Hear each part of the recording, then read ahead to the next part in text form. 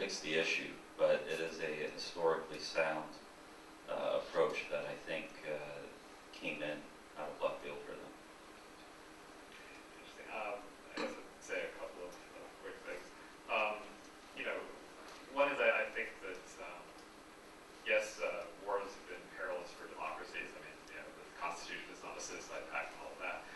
But I think that what you have going on in the U.S.'s security calculations toward Taiwan and toward other entities in that part of the world is a mixture of judgments about what serves the vital national security interests. The Chinese would call them core interests. But those are partly hard-boiled power calculations, but they're also partly, I think, a genuinely held belief and a non-implausible one that the U.S. does better in a world of countries with similar political systems. The democratic peace is overblown, but you know, the fact is our closest and most reliable allies typically do share a certain set of political institutions and values, and that's an important foundation. And it's pretty much, it is one, at least, of the two major strains in American foreign policy. Our colleague Google likes to write it as well. And the Taiwan has quite wisely played to both strengths, both to the security interests that the U.S. has in having reliable friends, whether or not they're formal allies in the region, and to having countries, entities, whatever one wants to call them, whose political systems and values are rather similar. And this gets to Murray's point. Yeah, I mean, absolutely right. It's a huge, huge part of the story is the social, economic, human dimension. It's not all politics. It's not all guns and boats. But the relationship between the two strikes me as profoundly complicated and as yet quite unclear. I mean, what people would have predicted in relatively simple trend line patterns from, you know, years back were much simpler than I think the way we talk about it now, right? So there's a story that said Taiwanese identity is growing, that means Taiwan independence, and people are going to push to break away. Taiwanese identity has continued to, you know, it's now stabilized at a very high level, but partly due to external constraints, probably due to genuine subjective feelings that is not linked to independence the way people would have thought. On the other hand, deep economic and social and sometimes marital integration across the strait has not made everything sunshine and puppies, and familiarity sometimes does bring a bit of contempt and friction, and so I think it's a hugely important part of it, and I think the reason we don't talk about it is, you know, everybody has their own piece of the elephant that they grab onto, but beyond that, it's just devilishly complicated. I don't think we know what the political implications are yet, and I think that's part of what makes party politics in Taiwan so interesting.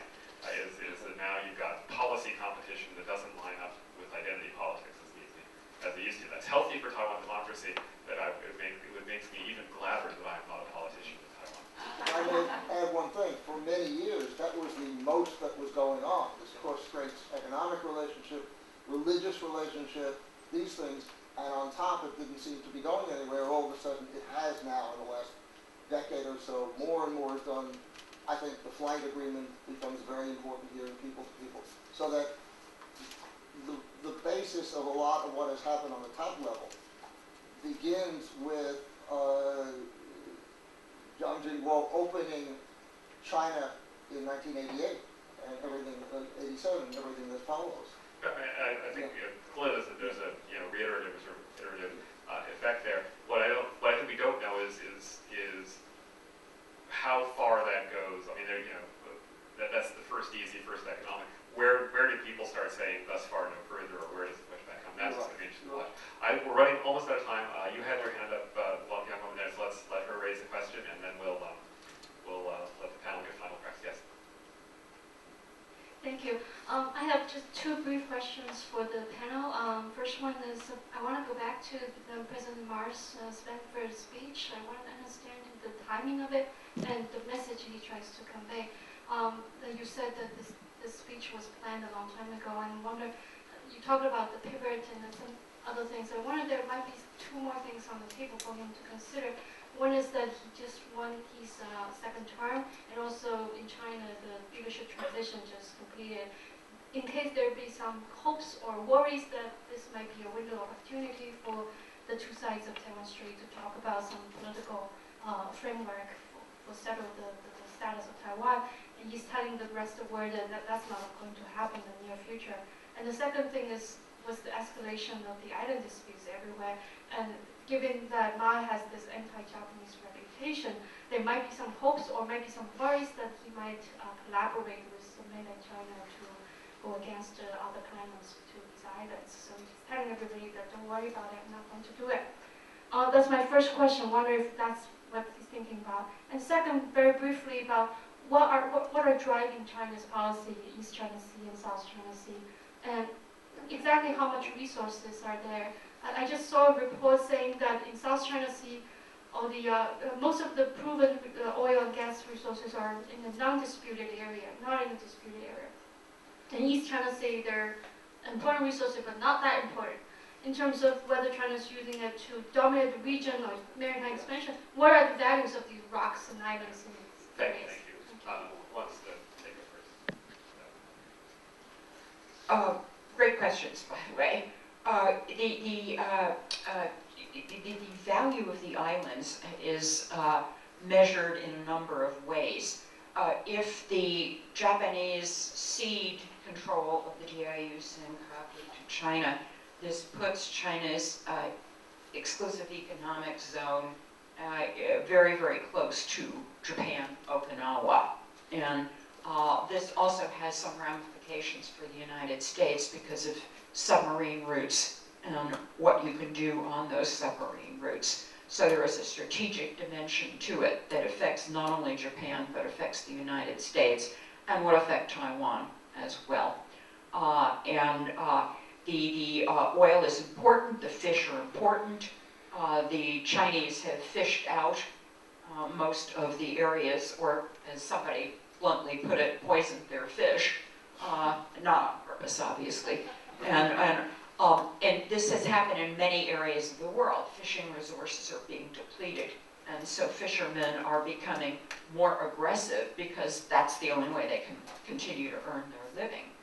And let's see, what was the why now from President Maldives. the why now? Yeah, that's very interesting because he 2 years ago also addressed a Western audience. CSIS. Yeah, it was CSIS the last time, thank you. And so it may be a spring thing, if you will. And again, you know, it was coincidence that allowed him to be able to talk about this agreement with Japan, which was a real coup. And also coincidence that just about a week ago, a congressional panel said that Taiwan is falling off the radar in Washington, D.C. It's becoming increasingly irrelevant because of how close Taiwan has moved toward China. And so another thing that he was able to do, I think, with this talk is to say to at least the United States and whoever else might be watching, we're still here, we're still relevant, we're still important. We can't be here much longer, so let me just ask my other two colleagues here to briefly respond. Well, let me add something to why the Diaoyu and Senkaku Islands is important to both Japan and China. For different reasons.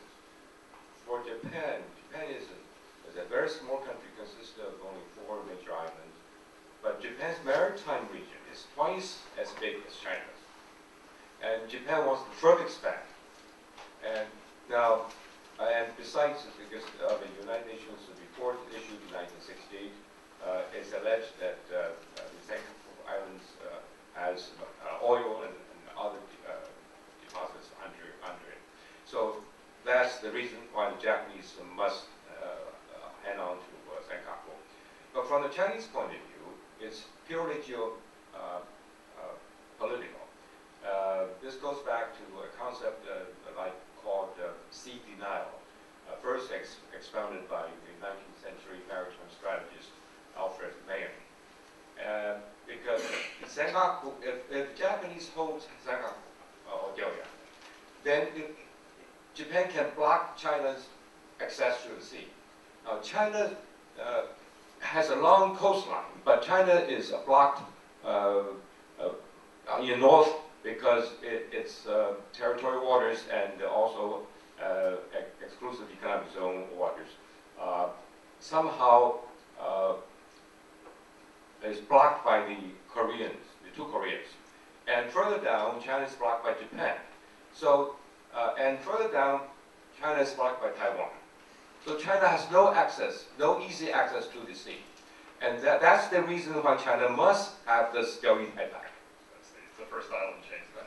Woj?